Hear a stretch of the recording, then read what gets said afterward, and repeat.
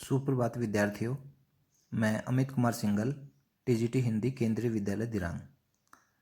विद्यार्थियों, आज हम हमारी पाठ्य पुस्तक क्षितिज भाग 2 में मनु भंडारी द्वारा रचित एक कहानी यह भी पाठ पढ़ेंगे। तो सबसे पहले हम मनु भंडारी का जीवन परिचय देखेंगे, पढ़ेंगे और उसके बाद में पाठ के बारे में समझेंगे और उसके बाद में पाठ के बारे में क्या बताया गया है उसके बारे में पढ़ेंगे। मनु भंडारी का जन्म 1931 में गांव भानपुरा, जिला मंदसौर, मध्य प्रदेश में हुआ था। मनु भंडारी का जन्म कहाँ हुआ था? 1931 में, यानी स्वतंत्रता से पूर्व। भानपुरा गांव है, स्वतंत्रता से पूर्व कब हुआ था? 1931 में। और मध्य प्रदेश का मंदसौर जिला है और उसमें भानपुर गांव है। परंतु इनकी इंटर तक ही शिक्षा दीक्षा हुई राजस्थान के अजमेर शहर में। कहाँ तक? राजस्थान के अजमेर शहर में ख्वाजा शरीफ की दरगाह है, मोइनुद्दीन चिश्ती की। बाद में उन्होंने हिंदी में एमए किया। दिल्ली के मिरांडा हाउस कॉलेज में अध्यापन कार्य से अवकाश प्राप्ति के बाद आजकल दिल्ली में ही स्वतंत्र रहकर स्वतंत्र लेखन कर रही हैं। मनु भंडारी हैं, वो कहाँ जन्मी है? मंदसौर के भानपुरा गांव में। कब जन्मी है? 1931 में। और उनकी शिक्षा दीक्षा कहाँ, इंटर तक कहाँ हुई है? अजमेर में। परंतु इनकी इंटर तक की शिक्षा दीक्षा कहाँ हुई है? राजस्थान के अजमेर शहर में हुई है। बाद में इन्होंने हिंदी में एमए किया और दिल्ली के मिरांडा हाउस, ये कॉलेज है, प्रसिद्ध कॉलेज है ये। मिरांडा हाउस कॉलेज में अध्यापन कार्य से अवकाश प्राप्ति के बाद, यानी रिटायरमेंट के बाद, अवकाश प्राप्ति के बाद आजकल दिल्ली में ही रहकर स्वतंत्र लेखन कर रही हैं। स्वातंत्र्योत्तर हिंदी कथा साहित्य की प्रमुख हस्ताक्षर, यानी स्वतंत्रता के बाद हिंदी जो कथाएं लिखी गई उनकी प्रमुख हस्ताक्षर है मनु भंडारी। इनकी प्रमुख रचनाएं हैं एक प्लेट सैलाब, मैं हार गई, यही सच है, त्रिशंकु कहानी संग्रह। यही सच है मैंने भी पढ़ा है, ये बहुत अच्छी कहानी है। आपको भी मौका मिले तो आप जरूर पढ़ें, नेट की सहायता से पढ़ लें अगर आपके पास उपलब्ध नहीं है तो। बहुत बढ़िया कहानी है मनु भंडारी की। अब इनके उपन्यास है आपका बंटी और महाभोज, ये दोनों ही प्रसिद्ध उपन्यास है। आपका बंटी भी मैंने पढ़ा है और महाभोज भी मैंने पढ़ा है, अच्छे उपन्यास हैं इनके। इसके अलावा उन्होंने फिल्म एवं टेलीविजन धारावाहिक के लिए पटकथाएं लिखी। पट यानी पर्दा, कथा यानी कहानी। जो पर्दे के लिए कहानी लिखी जाती है उसे पटकथा कहते हैं। हाल ही में एक कहानी यह भी नाम से आत्मकथ्य प्रकाशन। उनकी साहित्यिक उपलब्धियों के लिए हिंदी अकादमी के शिखर सम्मान सहित उन्हें अनेक पुरस्कार प्राप्त हो चुके हैं, जिनमें भारतीय भाषा परिषद कोलकाता, राजस्थान संगीत नाटक अकादमी, उत्तर प्रदेश हिंदी संस्थान के पुरस्कार शामिल हैं। मनु भंडारी कहानियों और उपन्यास उनमें मनु भंडारी की कहानी हो या उपन्यास, उनमें भाषा और शिल्प की सादगी तथा प्रामाणिक अनुभूति मिलती है। शिल्प की सादगी है बनावट में। उनकी रचनाओं में स्त्री मन से जुड़ी अनुभूतियों की अभिव्यक्ति भी देखी जा सकती है। उनकी रचनाओं में क्या? स्त्री मन से जुड़ी अनुभूतियाँ, यानी एक स्त्री किस तरह से अनुभूति करती है, स्त्री की क्या क्या समस्याएं होती हैं, वो किस दृष्टिकोण से सोचती है, क्या क्या सोचती है। वो एक स्त्री लेखिका होने के नाते इन्होंने अपनी रचनाओं में स्त्री की अनुभूतियों की अभिव्यक्ति अपनी रचनाओं में की है। तो ये थी मनु भंडारी के बारे में इनका संक्षिप्त जीवन परिचय। एक कहानी यह भी के संदर्भ में सबसे पहले तो हम यह जान लें कि मनु भंडारी ने पारिभाषिक अर्थ में कोई सिलसिलेवार आत्मकथा नहीं लिखी। एक कहानी यह भी है, ये आत्म कथात्मक शैली में लिखा गया पाठ है ये।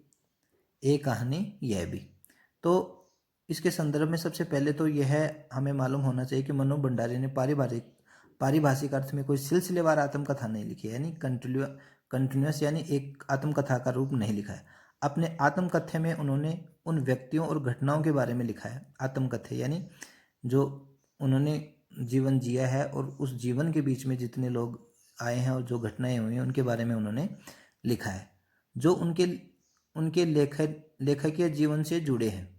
संकलित अंश में, यानी इस अंश में मन्नू भंडारी जी के किशोर जीवन से जुड़ी घटनाओं के साथ मनु भंडारी जी के किशोर जीवन से जुड़ी घटनाओं के साथ उनके पिताजी और उनके कॉलेज की प्राध्यापिका शीला अग्रवाल का व्यक्तित्व विशेष तौर पर उभर कर आया है।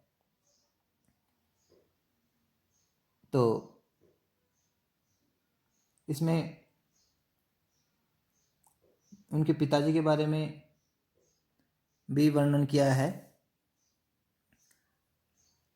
उन्होंने आगे चलकर उनके लेखक के व्यक्तित्व के निर्माण में महत्वपूर्ण भूमिका निभाई। लेखिका ने यहाँ बहुत ही खूबसूरत से साधारण लड़की के असाधारण बनने के प्रारंभिक पड़ावों को प्रकट किया है। देखिए, लेखिका ने किसने? मनु भंडारी ने।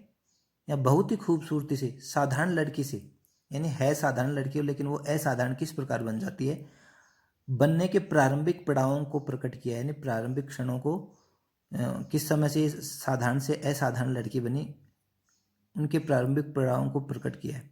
सन 1946-47 की आज़ादी की आंधी ने मनु जी को अछूता नहीं छोड़ा। मनु जी यानी मनु भंडारी को अछूता नहीं छोड़ा, यानी ये भी इनके प्रभाव में आ गई। सन 1946-47 की आज़ादी की जो आंधी आई थी, क्रांति हुई थी, हमारा देश प्रयास कर रहा था आज़ादी के लिए।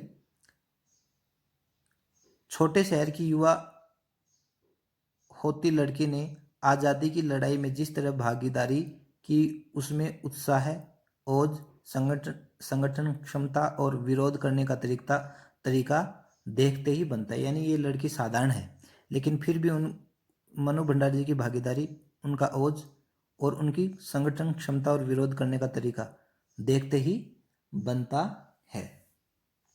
अब इसमें लेखिका के व्यक्तित्व में कई खूबियां और खामियाजा अनजाने में समाविष्ट हो गई हैं। उनके व्यवहार के अंदर कई ग्रंथियों को जन्म दे दिया है।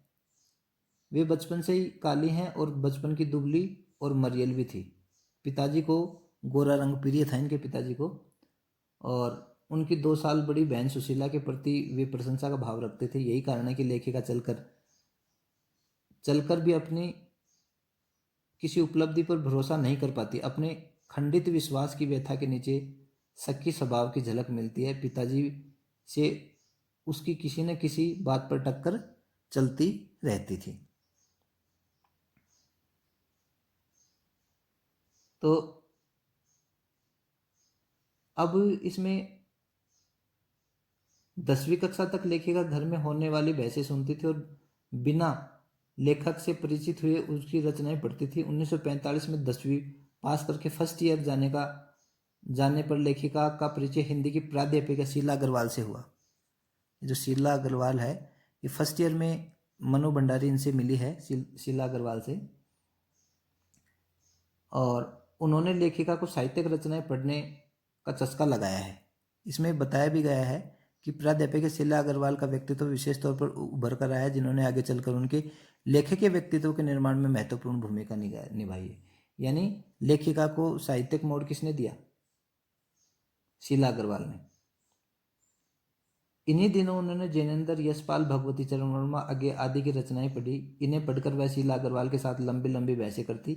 शीला अग्रवाल ने केवल साहित्य का दायरा ही नहीं बढ़ाया, बल्कि घर की 4 दीवारी के बीच बैठकर देश की स्थितियों को समझने का जो सिलसिला पिताजी ने शुरू किया था,